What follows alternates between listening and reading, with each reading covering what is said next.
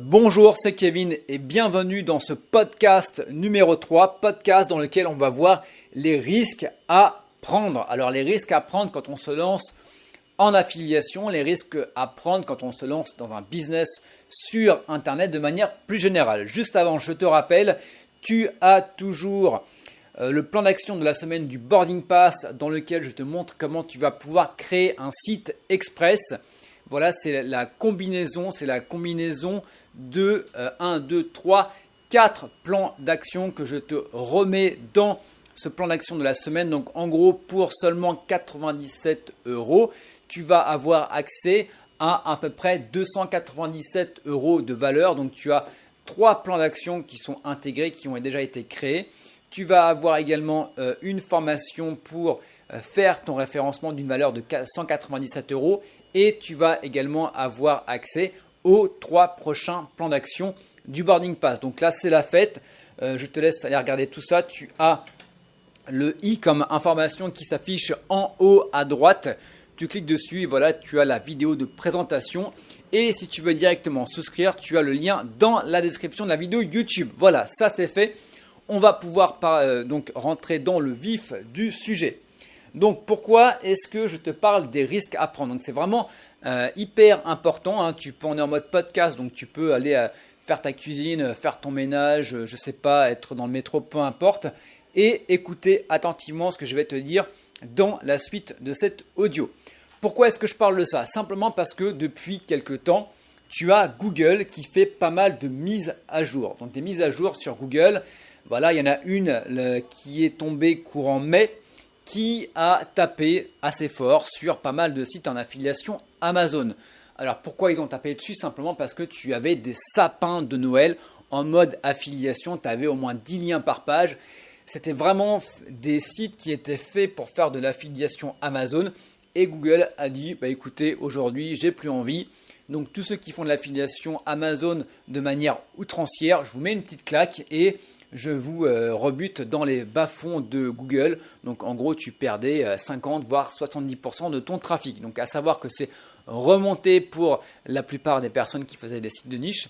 Mais il y a eu de grosses frayeurs. Et en parlant de frayeurs, il y en a encore eu une autre qui est apparue là au mois d'août où Google a simplement tapé sur les doigts de, alors ce n'est pas forcément des sites en affiliation, c'est des sites qui sont orientés santé. Donc en gros, si tu as du contenu avec de la qualité moindre, si tu n'es pas un professionnel de la santé, si par exemple tu n'as pas une page contact, si tu n'as pas également des sites référents qui font des liens vers toi, donc en gros si tu as un site qui parle, je ne sais pas, de traitement de l'eczéma, eh bien si tu n'as pas Doctissimo, si tu n'as pas des gros médias qui parlent de toi, eh bien simplement, tu peux te casser la gueule. Google peut dire tu n'es pas légitime pour ça. Ciao, bye bye. Voilà, on se revoit une prochaine fois.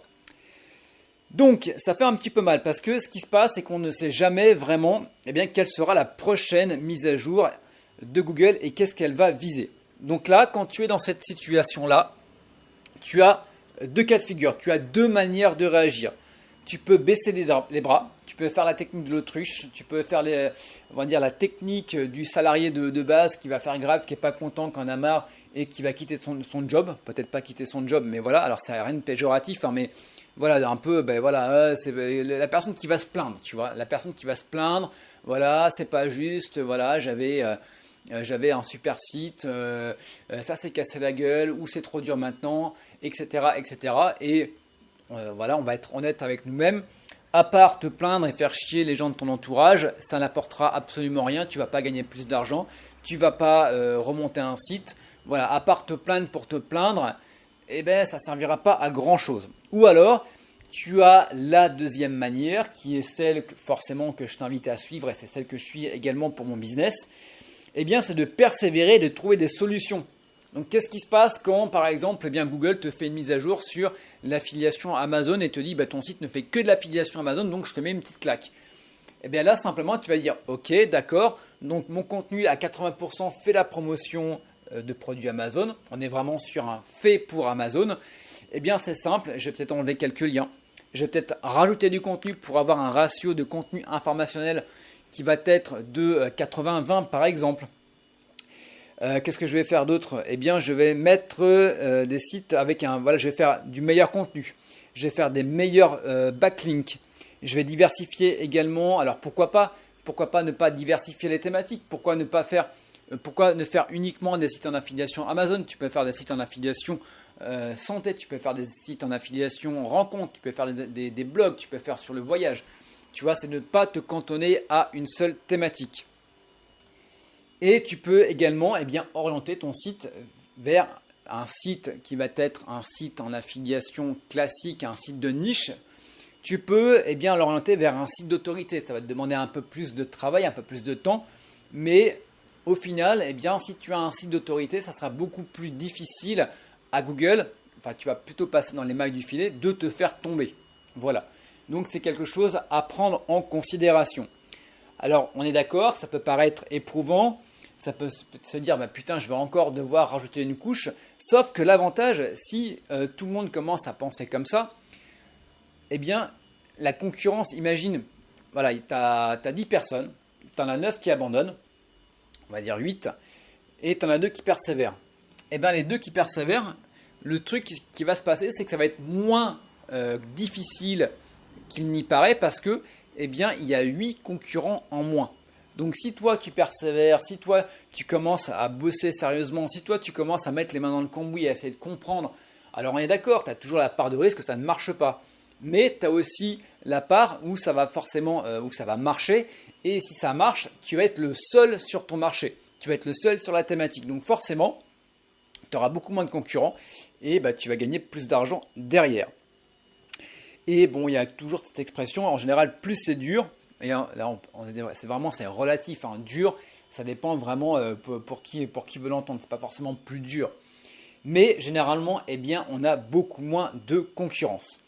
Voilà, donc ça c'était pour les sites de niche. Maintenant, on va parler un petit peu d'Instagram et je vais te faire un retour sur l'un des comptes Instagram que j'avais monté. C'était sur la rencontre.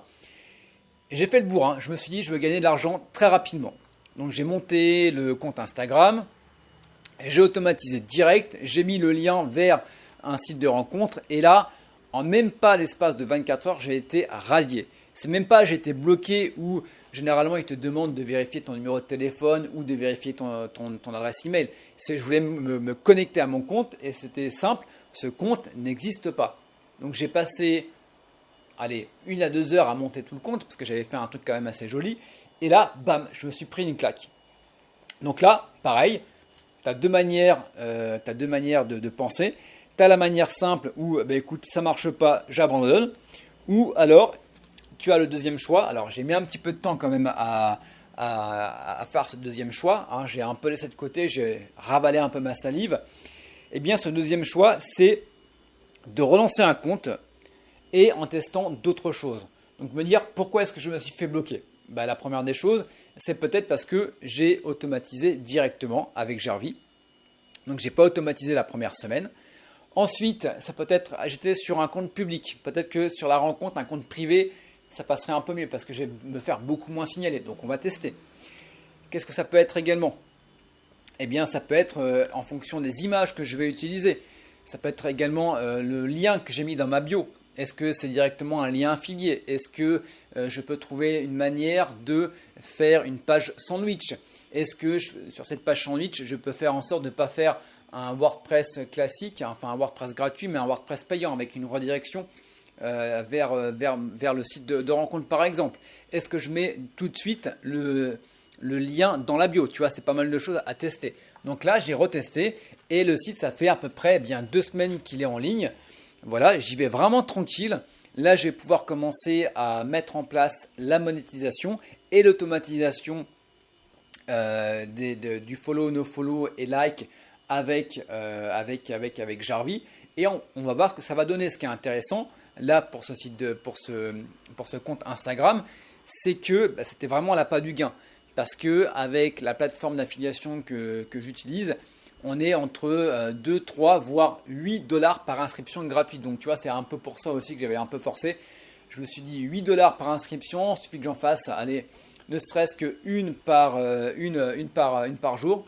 Une par jour, ça fait simplement 240 € à la fin de la semaine avec un 8 € par inscription.